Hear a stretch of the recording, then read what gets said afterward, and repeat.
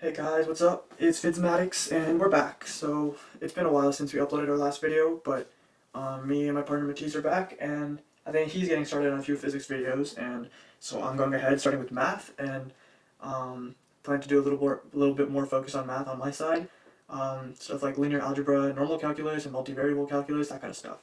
So welcome to our first video on linear algebra. This is going to be a basic video on matrix properties and operations, and just explaining kind of what a matrix is without getting too in depth with stuff like vector spaces, column space, null space, all that. There will be later videos for the theory behind matrices and all that stuff. So yeah, let's get started. To begin, let's define what a matrix is. So matrices are one of the most useful tools in linear algebra, and they help represent vectors and transformations, all sorts of things. So physically, let's look at what a matrix looks like.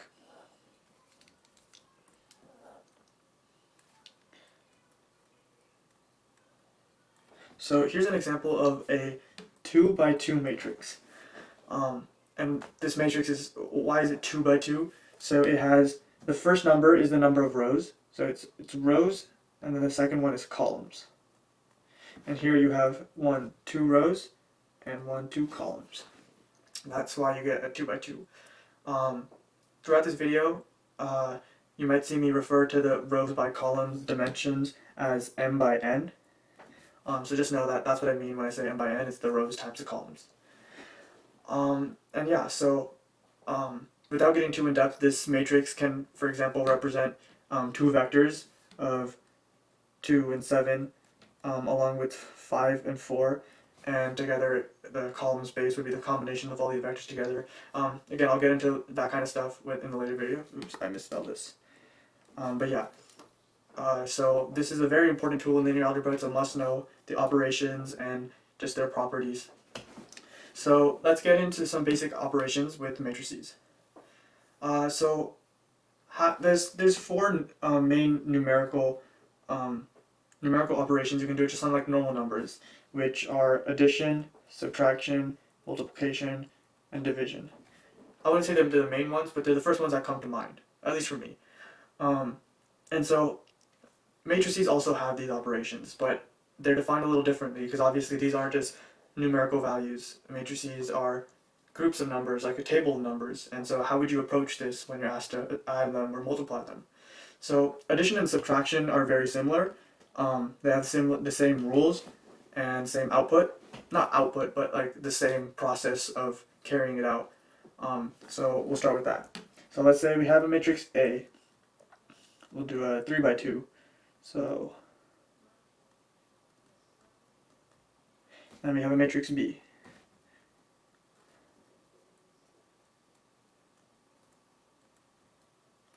Alright, so for matrix addition and subtraction, there are requirements to adding or subtracting matrices. And so here it'd be, both matrices would have to have the same dimension. So let's say the dimensions of A are m1 by n1, and B is m2 by n2. So m1 has to equal m2, and n1 has to equal n2 for both these matrices to be added or subtracted. And so here we have a 3 by 2, and we also have a 3 by 2 here. Sorry, 3 by 2. And so 3 equals 3, 2 equals 2, these both pass, we can add or subtract them. Now, how do we actually add or subtract them?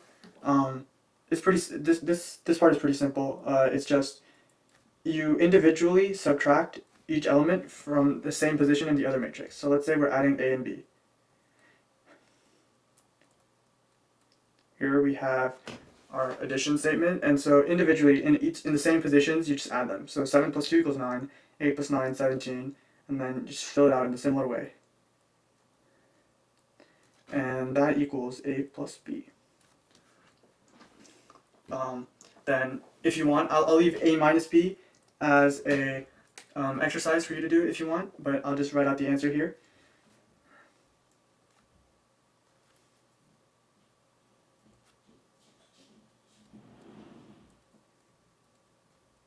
So, okay, so here I've defined 2 matrices. One is a 2 by 3 and another is 3 by 3. And so let's establish the requirements for multiplying matrices. The only requirement for multiplying matrices is that n1 has to equal m2. So basically, the column of the first matrix has to equal the rows of the second matrix. And this actually kind of plays into why matrix multiplication order matters. I'll give you an example a little later, but so in this case, since 3 is equal to 3, it passes, and these matrices are compatible for multiplication. Here's an example of matrices that aren't compatible, and I'll use the same matrices, but I'll also at the same time demonstrate why order matters in matrix multiplication. So if you're multiplying a times b, 3 and 3 match up. But if you're multiplying b times a, n for b is 3, and m for a is 2. These are not equivalent, and so they aren't compatible for matrix multiplication. And it also shows why, and there's also cases where they may be compatible, but the answers of b times a will not equal a times b for any arbitrary matrix. But so that's kind of why matrix multiplication order matters, and and this requirement is kind of a reason for that. Now let's get into now that we know that these matrices are compatible, how would you actually multiply these matrices? So I'm going to write down a quick formula, and we'll go over how how to use it.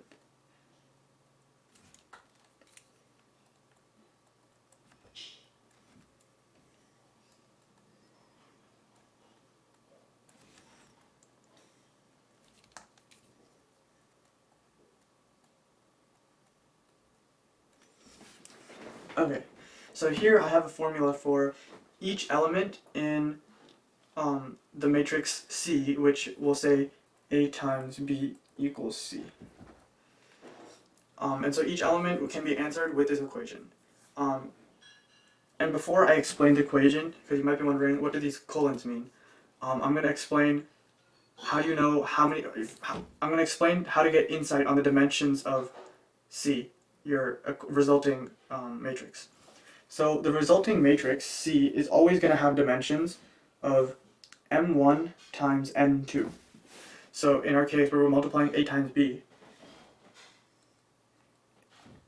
C is going to have the dimension of 2 by 3, because m1 for A is 2, and n2 in B is 3. So we result in a 2 by 3 matrix. Now, back to this equation, what do these colons mean? So let's say there's like just a random 3 by 3 matrix, and I'll just fill it up with dots.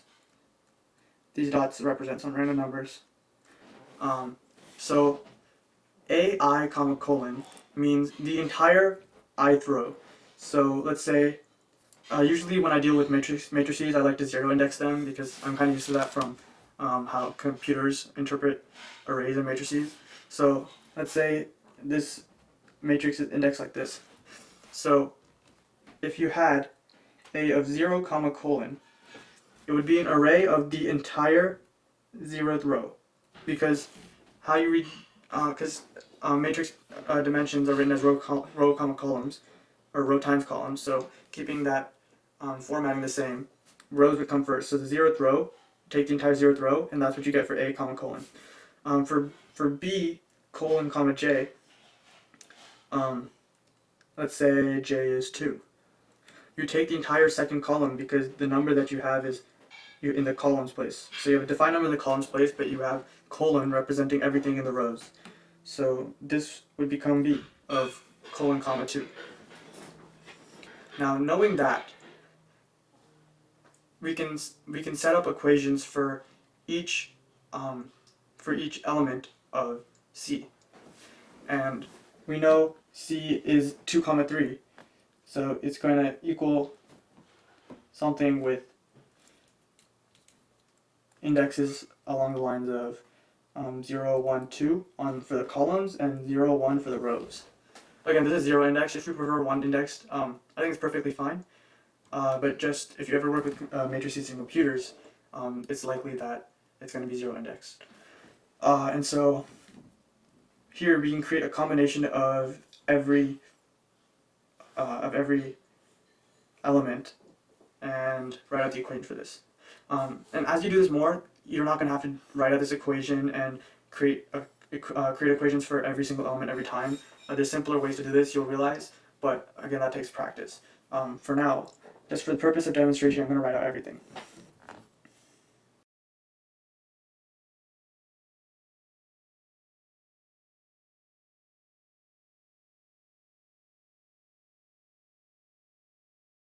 For each of these, you're essentially going to result with a dot product. And if you don't know what dot product is, it's fine. But let's work through the first one, and then I'll fill in the rest, and I'll speed it up. So the first one is C of 0, 0. So you take the entire first row from A, and that would be 1, 3, and 5. And then you take the entire then you take the entire first column from B, because we're at 0 still, and that'd be 7, 4, and 2. And now you can see these are kind of vectors, which you don't really need to focus on too much right now, because we're just working on the operation. But also known as a dot product, and it's basically a transpose of a vector times a vector. But basically how you compute this results in just a single numerical value. And how you compute this is you take the position, you multiply each of the positions and add them together with the rest of them. So like, first position from each vector, 1 and 7, 7 plus 3 times 4, so 12, plus 5 times 2, 10. And you result in 29. Another way you can look at this is also just a matrix multiplication, where this is a 1 by 3 times a 3 by 1. And if you think about the rules for matrix multiplication, where the result is m1 by n2, you'll get a 1 by 1, which is just one number. And in this case, we got 29. So I'll fill in the rest of them really quickly.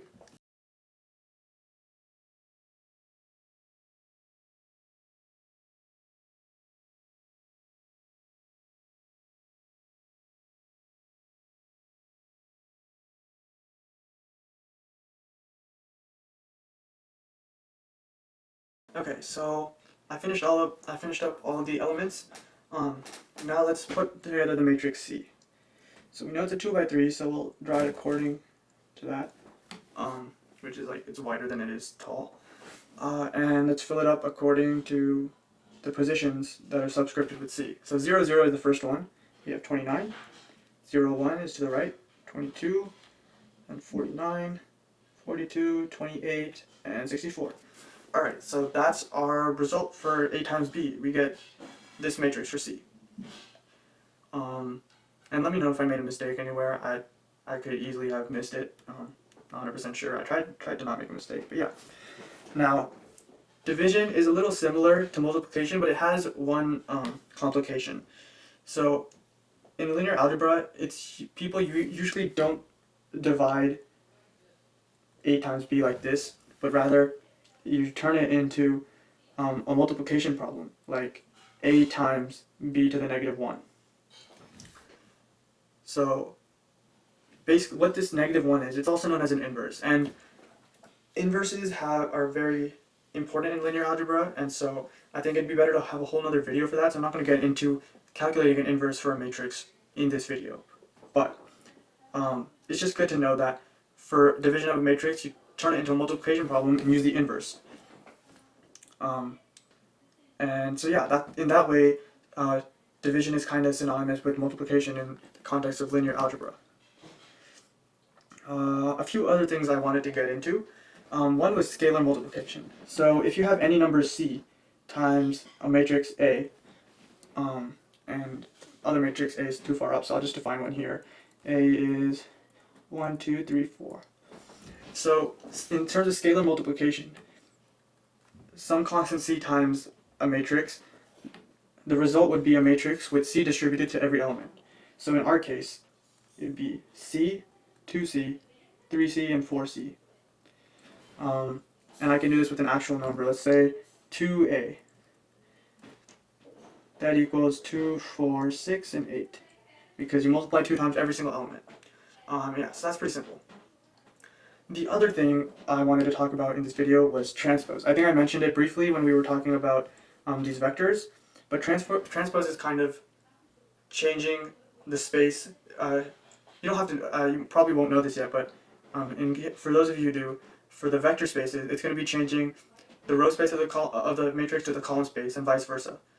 And it's perfectly fine if you don't know what that means. And here, I'll do an example. So let's take a vector v, and this is our vector. The transpose of v would be just like turning it on its side, and you get 2, 4, and 6. An important thing about transpose is that the dimensions of the original vector or matrix switch. So this was a 3 by 1, this becomes a 1 by 3. And here we can also do this on a matrix.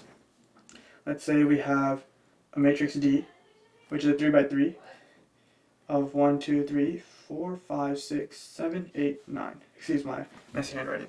So the transpose of D, that's the notation for transpose. It's a superscript of a T, capital T. How you do this is going in order from left to right. You would record those numbers, so like going like this. So you start with the first row, 1, 2, 3, but when you're writing them down, you write them in a vertical direction. So 1, 2, 3. The first element always stays in the first place. Then you start here and you go left to right. 4, 5, 6. And then you go here and go left to right. 7, 8, 9. And so if you think of these as individual vectors, as say these are horizontal vectors, you just write each horizontal vector as a vertical vector in the same order. And you can do that. You can do it in the same way. Think of the first ones as a vertical vector and write it as a horizontal vector, and do them in order here, and same way here. So it's just taking each vector in a matrix and flipping it on its side. And yeah, I think that's everything I had to cover in today's video. That's basic operations with matrices and a little bit about their properties. I'll be uploading more linear algebra videos and multivariable and normal calculus videos soon, so stay tuned. And yeah, thanks for watching.